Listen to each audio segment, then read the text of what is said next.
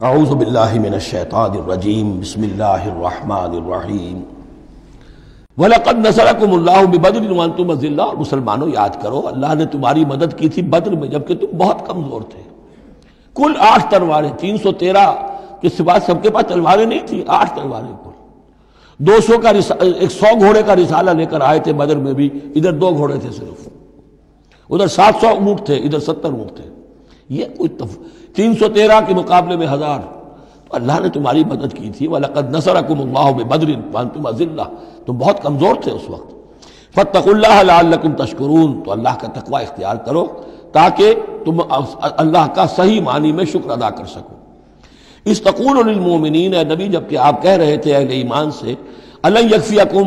کیا تمہارے لیے یہ کافی نہیں ہے، أَن يُمِدَّكُمْ رَبُّكُمْ بِثَلَاثَةِ آلَافٍ مِّنَ الْمَلَائِكَةِ مُنزَلِينَ، کہ اللہ تعالیٰ تمہاری مدد کرے 3000 فرشتوں سے کہ جو آئیں اترنے والے ہیں آسمان سے، یعنی 3000 کا لشکر آیا ہے۔ تو اے مسلمانوں میں تمہیں خوشخبری دیتا ہوں اللہ تعالیٰ 3000 فرشتے تمہاری مدد کو بھیجے گا۔ بلا، حضور نے اللہ تعالیٰ کی طرف سے آ رہا، یہ بات تو حضور نے فرمائی تھی،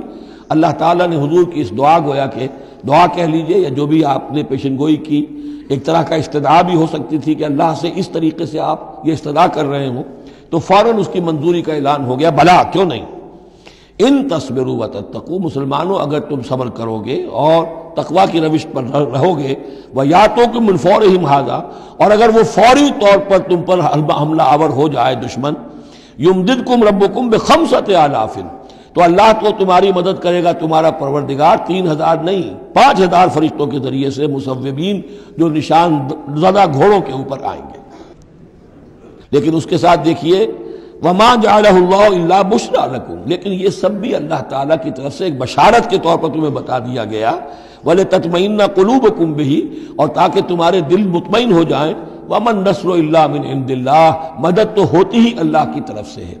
فرشتوں کا بھیجنا بھی ضروری نہیں ہے، اللہ فرشتوں کو بھیجے بغیر مدد کر سکتا ہے، کن فیکون کی شان رکھتا ہے، لیکن تمہاری طبع بشری کے حوالے سے تمہیں یہ خبر دی گئی ہے کہ 3000 کی اگر دشمن سامنے ہے تو تمہیں 3 نہیں 5000، اگر وہ فوری طور پر آگے حملہ آور ہو گئے تو 5000 تمہیں فرشتے بھیج دیں گے۔ لِيَقْطَعَ طَرَفًا مِّنَ الَّذِينَ كَفَرُوا، یہ اللہ تعالیٰ چاہتا ہے کہ یہ کافروں کا ایک بازو کاٹ دے، اور یکبتہم، یا ان کو ذلیل کر دے، فینقلبوا خائبین، تاکہ پھر وہ لوٹ جائیں بہت ہی خائب و خاسر ہو کر، ناکام ہو کر۔ اب یہ گفتگو ذہن میں رکھیے، ترتیب جو ہے وہ نہیں ہے، پہلے جو ذکر ہو رہا ہے وہ تو آپ میدان جنگ میں پہنچ چکے تھے، یہ ذکر ہو رہا ہے اس سے پہلے کا، جب خبریں پہنچی ہوں گی کہ 3000 کا لشکر آ رہا ہے، اس وقت جو گفتگو ہوئی ہے۔ اب اس جنگ کے دوران جو بھی کچھ مسلمانوں سے خطائیں ہوئیں، غلطیاں ہوئیں، ان کی طرف بھی اشارہ ہے۔ اس میں بعض ایک معاملہ ایسا بھی ہوا جو حضور سے بھی خطا کا ایک معاملہ ہوا، اس کے اوپر بھی گرفت ہے، بلکہ سب سے پہلے حضور والے معاملے کو لیا جا رہا ہے۔ جب آپ زخمی ہو گئے شدید اور آپ پر بے ہوشی بھی طاری ہوئی، پھر جب ہوش میں آیا تو آپ کی زبان پر یہ الفاظ آ گئے، کیف یہدی اللہ قوما خضبوا وجہ نبیہم بالدم، اللہ اس قوم کو کیسے ہدایت دے گا جس نے اپنے نبی کے چہرے کو خون سے رنگ دیا، کیونکہ تلوار کا وار پڑا تھا آپ کی، یہ چیک جو ہے، چیک بون پر یہ جو ہڈی ہے چہرے کی، اور اس سے 2 آپ کے دانت بھی شہید ہو گئے تھے، اور یہ کہ فوارہ خون کا چھوٹا تھا، اور اس فوارے سے ظاہر بات ہے آپ کا پورا چہرہ لہو لہان، پورا جسم، اور خون اتنا گیا کہ آپ پر بے ہوشی طاری ہو گئی۔ کیف یہدی اللہ قوما، اللہ کیسے ہدایت دے گا اس قوم کو، خضبوا، جنہوں نے رنگ دیا، وجہ نبیہم، اپنے نبی کے چہرے کو، بالدم، خون سے۔ اس پر گرفت ہو رہی ہے، لیس لک من الامر شیء، اے نبی آپ کا کوئی اختیار نہیں ہے، آپ کا کام ہے دعوت دینا، تبلیغ کرنا، لوگوں کی ہدایت و ضلالت کا فیصلہ ہم کرتے ہیں، آپ نہیں کرتے۔ اور دیکھیے اللہ نے کیا شان دکھائی، جس شخص کی وجہ سے یہ سب کچھ ہوا ہے، خالد ابن ولید، حضور ہی کے زبان مبارک سے اسے خطاب دلوایا، خالد سیف من سیوف اللہ، خالد اللہ کی تلواروں میں سے تلوار ہے۔ حالانکہ یہ ساری زخم جو پہنچی ہے وہ حضرت خالد ابن ولید اس وقت تک جو وہ کفر کے سرداروں میں سے تھے اور وہ آئے تھے۔ لیس لک من الامر شیء، اے نبی یہ اختیار آپ کا نہیں ہے،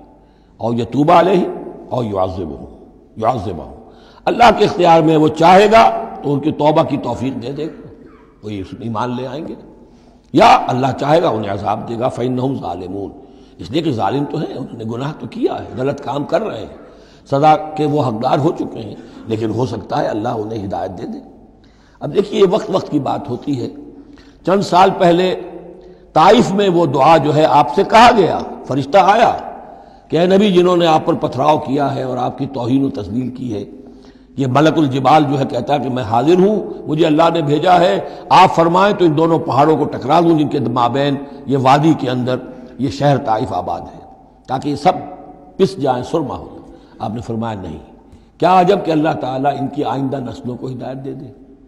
لیکن اب یہ مرحلہ کچھ ایسا تھا کہ زبان مبارک سے وہ جملہ نکل گیا۔ یہ بھی ہو سکتا ہے کچھ چونکہ بے ہوشی سے ایک دم اٹھے ہیں تو اس وقت شاید پوری طریقے سے آپ جو ہے پوری طرح اپنے حواس جو ہے ابھی بحال نہیں ہوئے تھے اور یہ الفاظ نکل گئے۔ لیکن اللہ تعالیٰ کا معاملہ یہ الرب رب وإن تنزل والعبد عبد وإن ترقى، بندہ بندہ ہی رہتا ہے چاہے کتنا ہی بلند ہو جائے، اور رب رب ہی ہے چاہے کتنا ہی نزول فرما لے۔ اب تو وہ وقت ہے نا، رات کا پچھلا پہر شروع ہو رہا ہے نا، اللہ تعالیٰ سمائے دنیا تک نازل ہوں گے، اور شب معراج میں حضور 7ویں آسمان پر چلے گئے۔ اللہ اس پہلے آسمان پر آ کر بھی رب ہے، اور حضور اس 7ویں آسمان پر پہنچ کر بھی بندے ہیں۔ الرب رب وإن تنزل والعبد عبد وإن ترقى وللہ ما فی السماوات وما فی الارض، اللہ ہی کے لیے ہے جو کچھ کہ ہے آسمانوں اور زمین میں۔ یغفر لمن یشاء ویعذب من یشاء، وہ جس کو چاہتا ہے بخش دیتا ہے، جس کو چاہتا ہے عذاب دیتا ہے۔ واللہ غفور الرحیم، اللہ غفور الرحیم ہے۔ صدق اللہ العظیم۔